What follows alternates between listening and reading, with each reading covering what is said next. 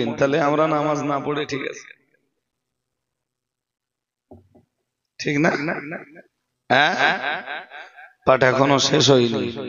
ফাওয়াইলুল লিল মুসাল্লিন আল্লাযীনা হুম আন সালাতিহিম সাহুন। মহান আল্লাহ জানিয়েছেন, যারা নামাজের ব্যাপারে অলসতা করে, যারা নামাজে অলসতা করে, এইরূপ নামাজি যারা, তাদের জন্যই রয়েছে দুর্ভোগ। এবার বোঝা গেল নাকি? হ্যাঁ না জোর করে বলেন। এবার ক্লিয়ার হলো তো? তাহলে সব নামাজির জন্য দুর্ভোগ নয়, যারা নামাজে কি করে, বলেন বলেন। হ্যাঁ, আল্লাযীনা হুম আন সালাতিহিম সাহুন আল্লাযীনা হুম ইউরাউন ওয়া ইয়ামনাউনাল মাউন। যদিও আমি এই সূরার তাফসীর করতে বসিনি ভাই, তবুও এতটুকু বলে দিলাম যে নামাজে অমনোযোগী যারা, নামাজে অলস যারা, জি, এদের জন্য দুর্ভোগ, চরম দুর্ভোগ। বলুন নাউজুবিল্লাহ। আর একটু জোর করে বলেন, এদের জন্য অয়েল, এদের জন্য কি অয়েল। যদিও আমি আগেই বলেছি, আজ অয়েলে কারা কারা জায়গা পাবে তাদের ব্যাখ্যা আমি দিতে বসিনি, তবুও আমি শুধু একটা দুটো পয়েন্ট ধরিয়ে দিচ্ছি। মহান আল্লাহ আর এক সূরা দিয়েছেন কোরআনুল কারীমের 30 পারায়, সে সূরাটির নাম সূরাতুল হুমাযা। মনে পড়ে? সূরাতুল হুমাযা। তার শুরুতেই মহান আল্লাহ জানিয়েছেন, ওয়াইলুল লিকুল্লি হুমাযাতিল লুমাযা। মহান আল্লাহ জানিয়েছেন, অয়েল প্রত্যেক ওই ব্যক্তির জন্য যারা সামনে এবং পিছনে সমালোচনা করে।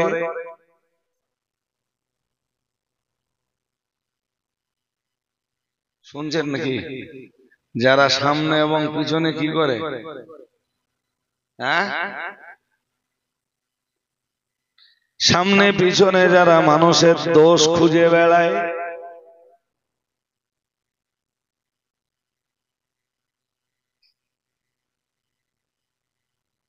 কখনো হাত দিয়ে আর কখনো জবান দিয়ে, কখনো হাত দিয়ে আর কখনো কখনো জবান দিয়ে মানুষের সমালোচনা করে, পর্যালোচনা করে। মহান আল্লাহ জানিয়েছেন, এদের জন্য রয়েছে অয়েল। বলুন নাউজুবিল্লাহ। আরো জোর করে বলেন। মাঝখানটা একটু গ্যাপ মতো হয়ে যাচ্ছে, যদি এগিয়ে এসে বসতেন মাঝখানের ওই একটু কিছু মানুষ যদি আগাতেন আর কি, মাঝখানের গ্যাপটা কেটে গেলে একটু ভালো দেখাতো মজলিসটা, এই ছাড়া আর কিছু না। আমি এটা চাচ্ছি না বলো যে মজলিস পুরো ভরে যাক, এরকম আশা আমার নেই। যদি ভরে যায় আলহামদুলিল্লাহ, কিন্তু আমি এইটা চাচ্ছি যে যারা বসছেন সবাই যদি একটু এক জায়গায় মতো হয়ে বসেন, মজলিসটা দেখতে ভালো লাগে, এই আর কি। তাহলে এ পর্যন্ত 3 শ্রেণীর লোকের কথা বলেছি তো। কয় শ্রেণী? বলুন বলুন, কয় শ্রেণী হয়েছে? অয়েল কাদের কাদের জন্য? 3 শ্রেণীর হয়েছে। কি কি হয়েছে বলুন তো? মিথ্যাবাদী আর নামাজে অমনোযোগী আর আর আর গীবতকারী, তাই তো? বেশ, এদের জন্য কি চরম দুর্ভোগ, অথবা এদের অবস্থান কোথায়? Oil, oil. ভাই আর একটা হাদিস আবার শোনাই। আমার উদ্দেশ্য বলে এগুলো বলা নয়, শুধু এতটুকু ধরিয়ে দেওয়া যে এই অয়েলের কথা আল্লাহ কোরআনে বারবার স্মরণ করিয়েছে, যাতে মানুষ অয়েলের ভুক্তভোগী না হয়।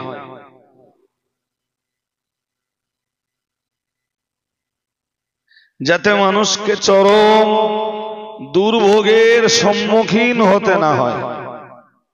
সুবহানাল্লাহ।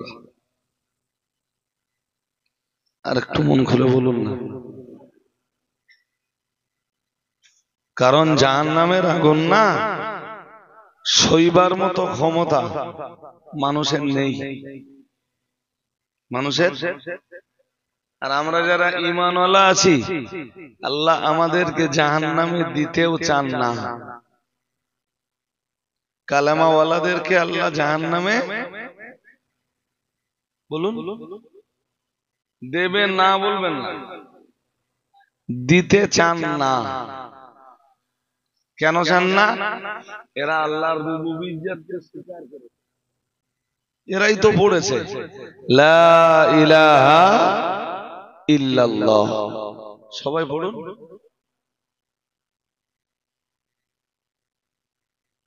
আরো ভালো করে পড়ুন, লা ইলাহা ইল্লাল্লাহ।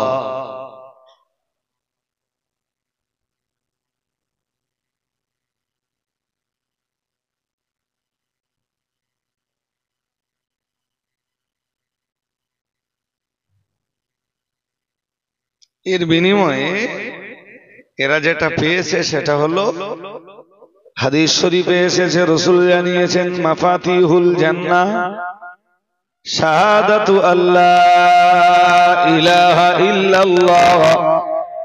রাসূলুল্লাহ জানিয়েছেন জান্নাতের চাবি হলো লা ইলাহা ইল্লাল্লাহ।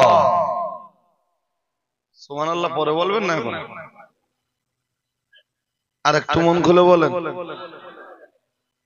লা ইলাহা ইল্লাল্লাহ। এটা জান্নাতের বলুন চাবি। জান্নাতের চাবি সবার কাছে নেই, এই চাবি সবার কাছে। এই কালেমাওয়ালারা যেহেতু জান্নাতের চাবি এদের হাতে আছে, তাই আল্লাহ এদেরকে জাহান্নামে দিতে চান না। এরপরেও জান্নাতের চাবি হাতে পাওয়ার পরেও এরা এদের কর্মদোষে জাহান্নামে যাবার উপযোগী হয়ে ওঠে। তো যেই যেই কর্মদোষে এরা জাহান্নামের উপযুক্ত হয়ে ওঠে, তার ভিতরের এক কর্ম হলো, কথা বলেন, এক কর্ম হলো মিথ্যা। এক কর্ম কি? আপনি ঘুরে আসুন, মাইন্ডে নেন না, অধিকাংশ ব্যবসাদার ব্যবসার আঙিনায় দাঁড়িয়ে মিথ্যাবাদী।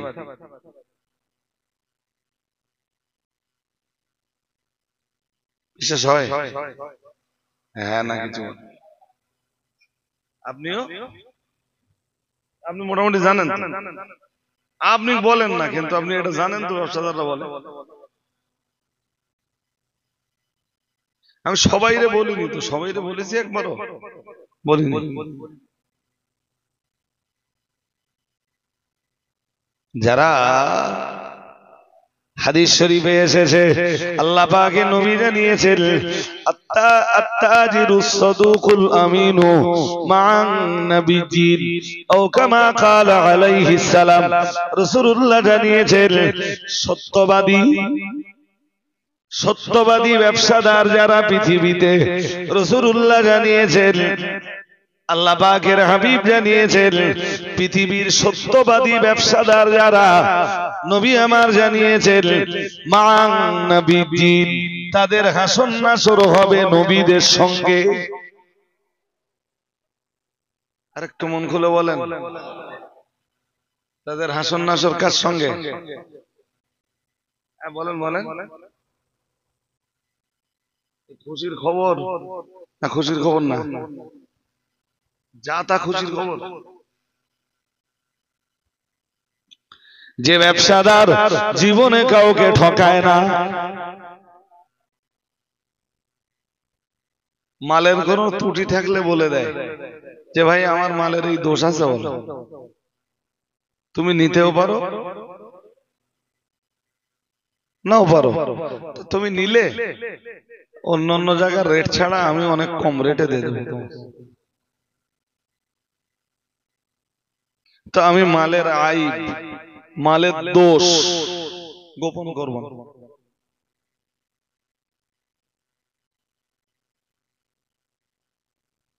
ব্যবসার আঙিনায় দাঁড়িয়ে আপনাকে এই কথাটা ভাবতে হবে, যাই হই আমার ব্যবসায় যত লাভবান আমি হই অথবা আমার ব্যবসায় ক্ষতি হোক, যেটাই ঘটুক না কেন, মিথ্যা বললে আমার জীবনে নেমে আসবে চরম দুর্ভোগ। নিতে পারছে, দেখছেন? আচ্ছা না, আমি জানতাম।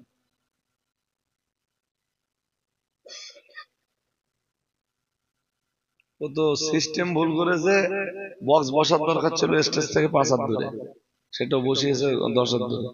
এখন আর হয় না, না একদম করতে যাবেন না। এই যে একটা গড়া মজলিস, এই গড়া মজলিস ভেঙে যাবে, এই টুকটুক করে যা হয় আমি তাই বলবো। মাথা ঠান্ডা রেখে আস্তে আস্তে আস্তে আস্তে বলি, আর আপনারা শুনুন। তো এটা যারা মাইক বক্স বাদে, মাইক বাদে, বক্স মাইক গুলো এমন জিনিস না ভাই, যদি মাইক ঠিক জায়গায় না বাঁধা পড়ে, বক্স যদি ঠিক জায়গায় বসানো না পড়ে, ও সাউন্ড আর ম্যাচিং করতে হবে, ও যতই ঘোরাঘুরি করে। ছাড়ুন এসব কথা। আজ যেটা আপনাদের জন্য দরকার সেটা হলো আপনাকে ভাবতে হবে যে আমি মিথ্যা কথা বললেই আমার জন্য চরম দুর্ভোগ অপেক্ষা করছে। আল্লাহর কথা সত্য না মিথ্যা? আল্লাহ ওই যে বলেছেন যে মিথ্যাবাদীর জন্য চরম দুর্ভোগ। অন্য আয়াতে আল্লাহ কি বলতেছে জানেন? আল্লাহ পাকের কোরআন জানিয়েছে লানাতাল্লাহি আলাল কাযিবিন। মহান আল্লাহ জানিয়েছেন লানাতাল্লাহ, মহান আল্লাহ জানিয়েছেন আল্লাহর লানাত। আমরা যেন বললাম কার জন্য? মহান আল্লাহ বললেন আলাল কাযিবিন। মহান আল্লাহ বললেন আল্লাহর লানাত পৃথিবীর মিথ্যাবাদীদের জন্য। বলুন নাউযুবিল্লাহ। আরো জোরে বলেন। কেউ যদি মিথ্যা কথা বলে ওর জন্য কারোর বদদোয়া দেওয়া লাগবে না। মানে কোন হুজুর ধরে যে হুজুর ওর জন্য একটু বদদোয়া করে দাও, ঘন ঘন মিথ্যা কথা বলে যাতে ওর উপরে আল্লাহর গজব হয়, কোনো বদদোয়া দেওয়া লাগবে না। ওর উপরে গজব দেওয়ার দায়িত্ব আল্লাহর কুদরতি কবজায়। কোরআন পরিষ্কার বলে দিয়েছে লানাতাল্লাহি আলাল কাযিবিন। মহান আল্লাহ জানিয়েছেন মিথ্যাবাদীদের উপরে আল্লাহর লানাত। বলুন নাউযুবিল্লাহ। আরো জোর করে বলেন। ভাই আজকে এখানটাতে অশুনতে যারাই বসেছেন সবার কাছে আমার একটা ছোট্ট মানবিক দাবি, যে একটা পরিচ্ছন্ন মন নিয়ে বাড়িতে যান, যে আমি জীবনে মিথ্যা বলবো না।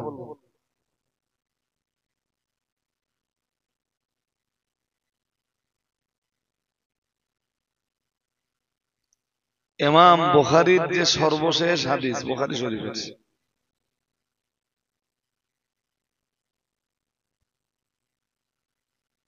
বুখারী শরীফে যে সর্বশেষ হাদিস, কেউ কেউ যারা খাদিজার খতমে বুখারীর অনুষ্ঠানে যান এরপরে যারা জামিয়ার বুখারী খতমের অনুষ্ঠানে যান বা আরো খতমে বুখারীর অনুষ্ঠানে যারা যারা গেছেন এ পর্যন্ত, আপনারা খুব ভালো জানেন ভাই যে বুখারী শরীফের শেষ হাদিসে এই আমালের ওজনের ব্যাপারটা আলোচিত হয়েছে।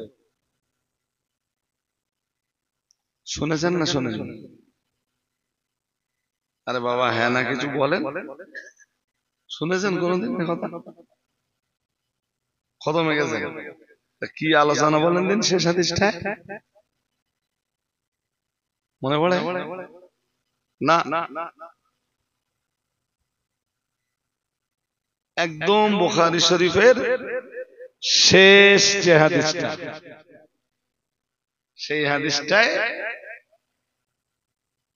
সেই হাদিসটা আনবার আগে ইমাম বুখারী যে অধ্যায় কায়েম করেছেন, সে অধ্যায়টার নাম দিয়েছেন ইমাম বুখারী রাহমাতুল্লাহ আলাইহি কি, আমি বাংলা বলছি শুধু, যে আল্লাহ পাকের বাণী, কিয়ামত দিবসে আমি স্থাপন করব ন্যায় বিচারের মানদণ্ড।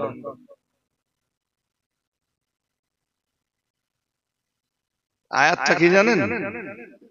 ওয়ানাদাউ মাওয়াজিনাল কিসত।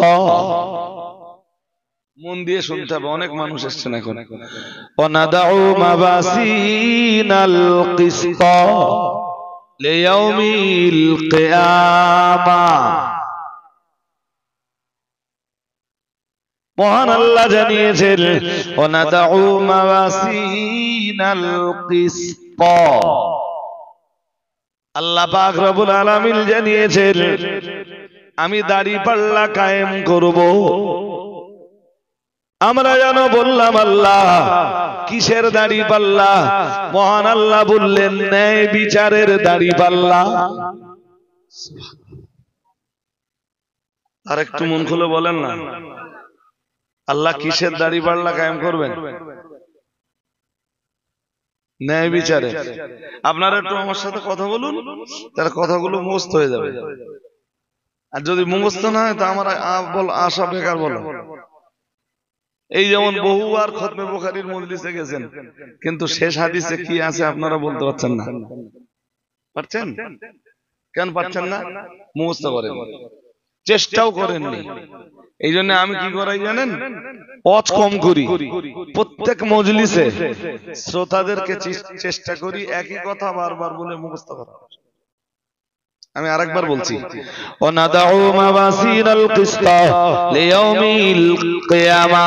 মহান আল্লাহ জানিয়েছেন সেদিন আমি ন্যায়ের দাড়িপাল্লা কায়েম করব।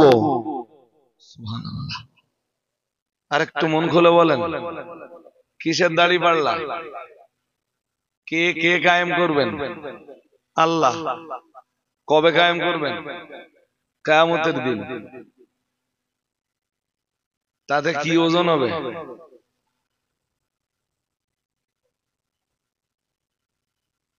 দুটো কথা আছে সেখানে, আমাল আর আকওয়াল।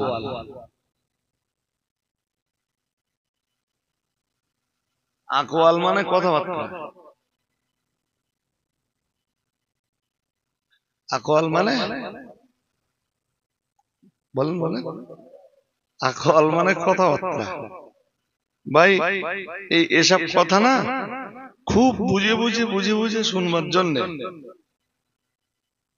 বুঝে বুঝে এসব কথা শুনবার জন্য খুব ধৈর্যের দরকার।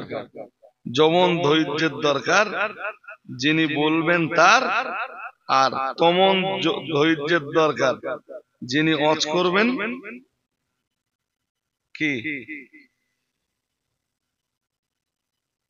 শুধু যে আমার ধৈর্য হলে চলে যাবে তা না, বলো যেমন ধৈর্য লাগবে আমার, তেমন ধৈর্য লাগবে আপনাদের, আর মস্তিষ্ক লাগবে খুব ঠান্ডা। আমরা এই যে আমলগুলো প্রতিনিয়ত করি না, আমাল হোক আর আকওয়াল হোক। আকওয়াল মানে কথাবার্তা, আর আমাল আফাল এগুলো কাট যাবে। আমাল বা আফাল কি? কার্যাবলী, যে কাজগুলো করি। আর আকওয়াল হলো প্রতিনিয়ত যেসব কথাবার্তা বলি। যে সারাদিন চার দোকানে বসে যারা বগর বগর করে, এ ভয় তার গা আছে যে আমার এই কথাগুলো একদিন ওজন হবে?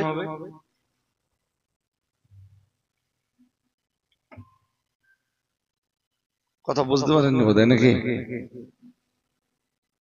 হ্যালো, ওয়ালাইকুম আসসালাম। আমি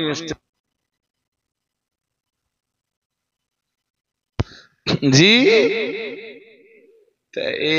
এইটুকু ভয় যদি তাদের থাকতো, তারা জিন্দেগিতে ওই চার দোকানে বসে সারাদিন বক বক করতো? চার দোকানে দুই একটা দেখেছেন এই বিকালের দিক দিয়ে বইয়েছে, আর উঠতেছে তখন 9টা 10টা 11টা। চার দোকানদার যদি একটা পর্যন্ত খুলে রাখেও থাকবে। কাজ কি? হ্যাঁ, ভালো কথা চার দোকানে হয়? কথা বলে না। হয় হয় হয় না? কি হয়? আজে বাজে কথা। আপনারা কি বলেন? আপনাদের ভাষায় কি বলেন? আজে বাজে কথাবার্তা। তা এইসব লোকগুলোর যদি ভয় থাকতো যে আমার আকওয়াল এবং আমালের একদিন ওজন হবে,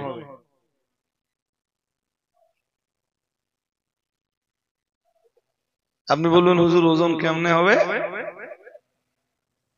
এটা শোনবার জন্যে এবছরে আবার এই খাদিজা জামে যখন খতমে বুখারী হবে, খবর পেলে আপনারা যাবেন। মুফতি সাহেব যখন ওই ওই ওই ওজনের আলোচনা করবেন, তখন দেখবেন বলে দেবেন। ও বলে দেয় প্রতি বছর, কিন্তু শ্রোতায় মনে রাখে না ওজন কেমনে হবে। আমি তার একটা কনসেপশন দেই। ভাই, আমরা এই যে জগতে বাস করি, এই জগতের আড়ালে আর এক জগৎ আছে, যে জগৎ আমরা চোখে দেখি না। তার নাম স্বরূপ জগৎ। কি নাম? এসব মন থাকবে না আপনাদের, আমি হয়তো বেকার বলতেছি। আরবিতে তারে বলে আল আলামুল মিসাল। কি বলে? ভুলে যাবেন। বাংলায় বলে স্বরূপ জগৎ। এইটা কি মন থাকবে?